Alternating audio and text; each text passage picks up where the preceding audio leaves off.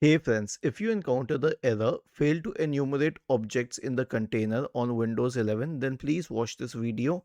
I will guide you through the resolution. So the first solution is to run command prompt as administrator. Search for command prompt in the Windows search bar and click on run as administrator. The next solution is to run a checkdisk scan.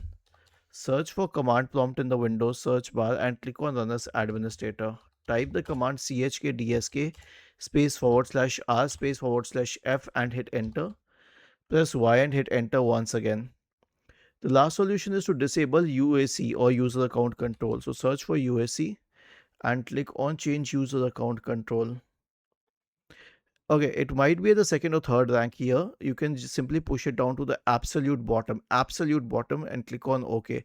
I'll tell you what this does. It means that you will not require administrator permissions to access anything. Was this helpful? If yes, then please subscribe to the channel. If not, then let us know in the comment section of the video on how we could help you further. Thank you for watching this video and have a nice day.